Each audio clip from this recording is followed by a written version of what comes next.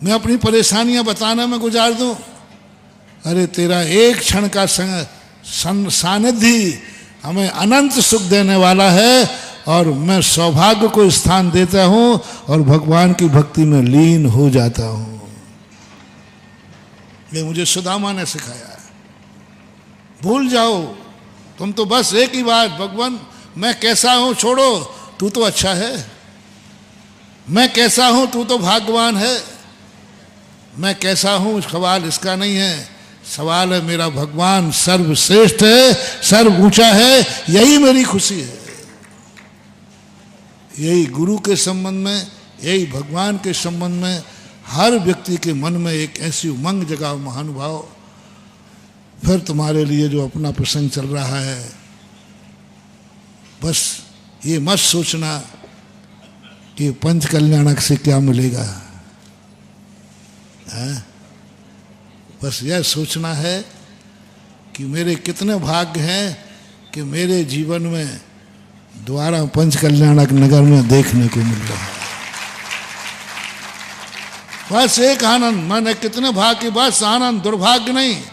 कैसे भी समस्या आ जाए, कैसी परेशानी आ जाए, कुछ नहीं, सब दुर्भाग्य एक तरफ रहेगा, बस सौभाग्य के आनंद में झूमेगा अशोक नगर का घर घर। बस रखो समस्याएं एक तरफ, रखो दुर्भाग्य एक तरफ। काय का दुर्भाग्य, काय का दुर्भाग्य, भूलो एक बार। सुदामा जैसा दुर्भाग्य तो तुम्हारा नहीं होगा। मुझे नहीं लगता कि अशोक नगर में इतनी परेशानी किसी में हो जो सुदामा के। अच्छा बताओ, अशोक नगर में 3 दिन का भूखा कौन बैठा है? जिसको 3 दिन से खाने को नहीं मिला हो, और जिसके तन पे कपड़े भी फट रहे हो, कुछ भी नहीं हो, नहीं है ना, हो ही नहीं सकता ऐसा। यदि अशोक नगर में यदि ऐसा होता तो पक्का है मेरा चतुर्मास होता ही नहीं।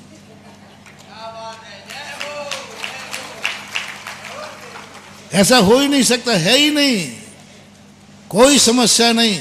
ऐसे ही आप लोगों को कैसी भी परिस्थिति आ जाए, कैसी भी स्थिति आ जाए, सब दुर्भाग्य भूल जाओ, सब परेशानी भूल जाओ। बस एक ही बात, एक ही चर्चा, एक ही सब झगुन, सौभाग्य सौभाग्य सौभाग्य। हमारे यहाँ पंच कल्याणक हो रहा, बस चर्चा, बाजार में चर्चा, दुकान पर चर्चा, भोजन में चर्चा, रिश्तेदारियों में चर्चा। 2 दिन से मैं बता रहा हूँ, शॉपिंग करने जाओ तो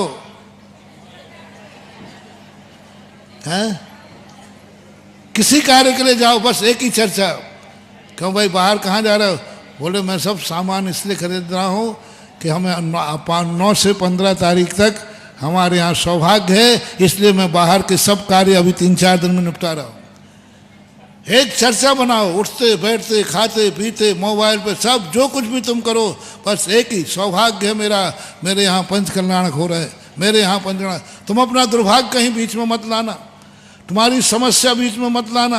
ये मत बोलना मैं तो शामिल नहीं हो पाऊंगा, मेरे यहाँ परेशानी है, मैं तो इंद्र नहीं बन पाऊंगा, मेरे यहाँ वो आ रहे हैं, क्या कौन कौन आ रहे पता नहीं, बिहारी जी आ रहे हैं, रिश्तेदार आ रहे हैं, अब वो वहाँ शादी है, वहाँ तो जाना ही पड़ेगा। अब मैं तो नहीं बैठ पाऊंगा क्योंकि हमारे ननिहाल में, ससुराल में, पियर में कहीं कहीं शादी है, वहाँ तो जाना ही पड़ेगा। महिलाओं कहे कि नहीं हमारे पियर में शादी है सगे भैया की, वहीं नहीं जाऊंगा। नहीं, ये सब समस्याएं एक तरफ रखो, बस कोई समस्या नहीं है, बस मेरा सौभाग्य कि मेरे नगर में पंचकर्णक हो रहा है। बस आज के बाद से 15 तारीख तक हर व्यक्ति बस दुर्भाग्य को ताला लगा दो, समस्या को। तो कोई ये नहीं कहेगा, मन में नहीं सोचेगा कि मेरे घर में ये समस्या है, मैं पंच कल्याणक में नहीं शामिल हो पाऊंगा, मैं पंचकर्णक में इंद्र नहीं बन पाऊंगा, मैं पंचकर्णक में नहीं रह पाऊंगा यहाँ, क्योंकि मेरे पास समस्या ये है। कोई समस्या नहीं, इसके सामने समस्या, त्रिलोकीनाथ के आगमन के सामने समस्या।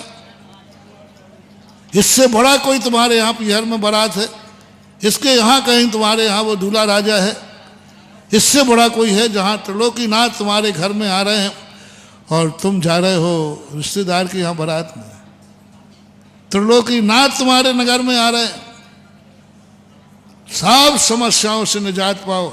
एक ही घर में चर्चा करो, 9 से 15 तारीख के बीच में कोई समस्या नहीं, कोई दुर्भाग्य नहीं, कोई आंसू नहीं, कोई नहीं रोएगा। हर घर का बच्चा बच्चा सौभाग्य मान के नाचेगा। सुदामा को याद रखना, सुदामा जैसी परेशान व्यक्ति जब अपने कन्हैया को देखकर दुर्भाग्य भूल सकता है, कन्हैया को देखकर दुर्भाग्य भूल सकता है, तो तुम लोग साक्षात तीर्थंकर के पंच कल्याणक को देख करके दुर्भाग्य क्यों नहीं भूल सकते। और उसका फल बता रहा हूं, उसी भूल के कारण से कन्हैया ने कहा, क्या कर रहा है सुदामा, तू दुर्भाग्य भूल गया, तू अपना दुख भूल गया और नाच रहा है, खुशियां मना रहा है। बस उसी कारण से कन्हैया ने उसका घर भर दिया। पंच कल्याण के बाद जो व्यक्ति ये कहेगा मैं सब भूलता हूं, कोई दुर्भाग्य नहीं, कोई समस्या नहीं, कितनी भी समस्या है, कहे कि पंचकल्याण से बड़ी कोई समस्या नहीं। बोले वहां तो जाना ही पड़ेगा ना, बोले नहीं, उससे बड़ा, भगवान से बड़ा मेरा कोई रिश्तेदार नहीं। मेरा पीहर भी यही है और ससुराल भी यही है, पंचकल्याण से बड़ा ना पीहर है और ना ससुराल है। स्पष्ट कह दो साहब, ये रिश्ते नाते हमारे भगवान के रिश्ते नाते से बड़े नहीं होते। बोले साहब आपको नहीं आना, बोले कह दिया ना, मेरे भगवान से बड़ा रिश्ता कोई दूसरे से था नहीं, है नहीं और होगा नहीं। ये सब संबंध एक तरफ हैं भगवान। और सुन लीजिए, यदि तुम्हारा रिश्तेदार सही होगा, सही रिश्तेदार चहेता होगा, तो वो बिल्कुल भी नहीं कहेगा कि साहब पंचकल्याण कर लो या ये कर लो, बुराई हो जाएगी। यदि सच्चा प्रेमी होगा तो वो कहेगा भाई नहीं आना, नहीं आना, मेरे यहाँ आने से तुम्हारा पंचकल्याण छूट रहा है, इतना पापी नहीं हूं मैं भले नहीं आ पाऊंगा, लेकिन तुम्हारा मेरे यहाँ आने से पंचकल्याण छूटता है, इतना पापी नहीं है। उस कन्या के समान हो जाएंगे तुम्हारे रिश्तेदार, तो समझ लेना ये सही प्रेम है, नहीं तो रिश्तेदार का प्रेम है। ये परीक्षा करने का मौका मिल जाएगा। अरे पंचकल्याण तो होते ही रहते हैं, तुम्हारे यहाँ नहीं आओगे तो क्या करो, यदि ऐसा बोले समझ लेना वो तुम्हारा चहेता नहीं है, मार प्रेम है। और चहेता होगा तो उस कन्या ने क्या कहा, याद है ना, प्रेम करने वालों सुनो, मेरे कारण से गुरु छूटेंगे नहीं, मेरे कारण धर्म छूटेगा नहीं, मेरे कारण से मैं इस घर को बर्बाद नहीं होने दूंगी। जजनीन दोस्तों, अगर आपको मेरी वीडियो अच्छी लगती है तो प्लीज़ मेरे चैनल को लाइक, शेयर, सब्सक्राइब करिए और इसी तरह से अपना प्यार देते रहिए। धन्यवाद।